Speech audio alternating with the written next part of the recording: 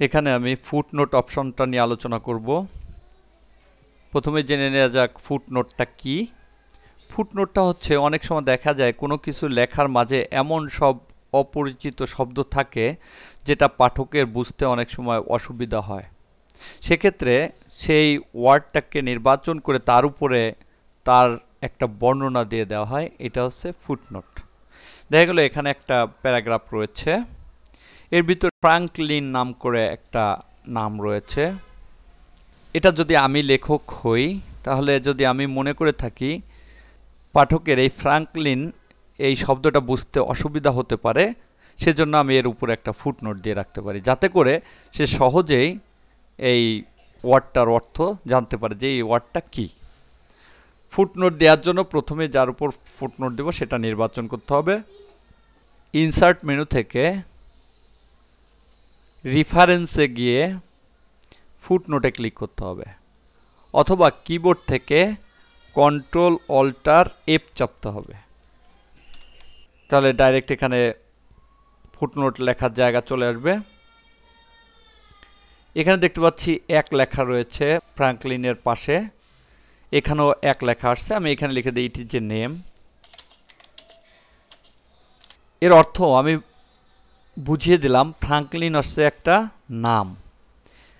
পাঠক কিভাবে বুঝবে? যখন ফ্রাঙ্কলিনের পাশে দেখবে একটা এক, তখন সে ওই পেজেই নিচে ওই এক নাম্বার এর সামনে এর ফুটনোটটা দেখতে পারবে। এটা হচ্ছে ফুটনোট, অর্থাৎ ফুটনোটটা থাকে যে ওয়ার্ডটাকে নির্বাচন করা হয়েছে সেটা যে পেজে রয়েছে সেই পেজের নিচে।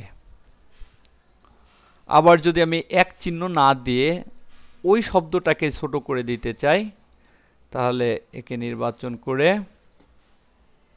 ইনসার্ট থেকে রেফারেন্স ফুটনোট, তাহলে এরকম একটা বক্স আসবে। ফুটনোটটা বটম অফ পেজ অটোমেটিক্যালি থাকে, বটম অফ পেজ পেজের নিচে। আমি একটু পূর্বে বলেছি যে ফুটনোটটা যে পেজে ওয়ার্ডটা থাকবে সেই পেজের নিচে, কিন্তু এখান থেকে আবার পরিবর্তন করে দেওয়া যায় বিলো টেক্সট, এই টেক্সটের নিচেই সে লেখা হবে, এরকমও চেঞ্জ করে দেওয়া যায়, কিন্তু সাধারণত বটম অফ পেজেই থাকে। নাম্বার অফ ফরম্যাট আমি দেখেছিলাম এর পূর্বে একটা 1 এসেছিল, ওখানেও একটা 1 এসেছিল।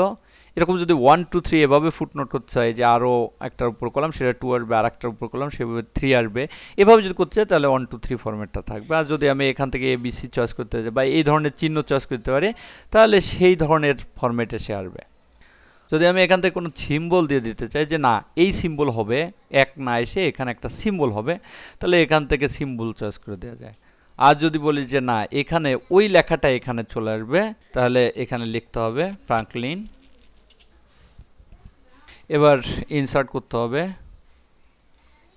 তাহলে দেখা গেল এখানে ফ্রাঙ্কলিন শব্দটা চলে আসছে। ফ্রাঙ্কলিনটা কি, এবং ওর উপরেও এক না এসে সরাসরি যে ওয়ার্ডটার উপরে আমি ফুটনোট করতে চাইছি সেটা চলে আসছে। এক্ষেত্রে বুঝতে আরও সুবিধা হয়, এখানে লিখে দিই ইট ইজ এ নেম। তাহলে এভাবে ফুটনোটটা এখানে চলে আসবে, অর্থাৎ ওই পেজের নিচে আমি যে দেখতে পাবো যে এটি একটা নাম।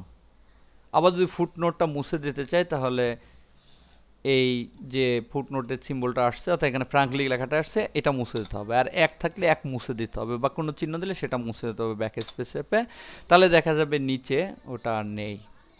এটা হচ্ছে ফুটনোট। আবার যদি ইন্ডনোট দিতে চাই, ইন্ডনোট হচ্ছে ডকুমেন্টে সবার শেষে যদি আমি কোনো লেখা লিখে দিতে চাই, তাহলে ইন্ডনোটে ক্লিক করতে হবে। ইন্ড অফ ডকুমেন্ট কোথায় হবে, তাই লেখা আছে ইন্ড অফ সেকশন, সেকশনের শেষেও দেওয়া যায়।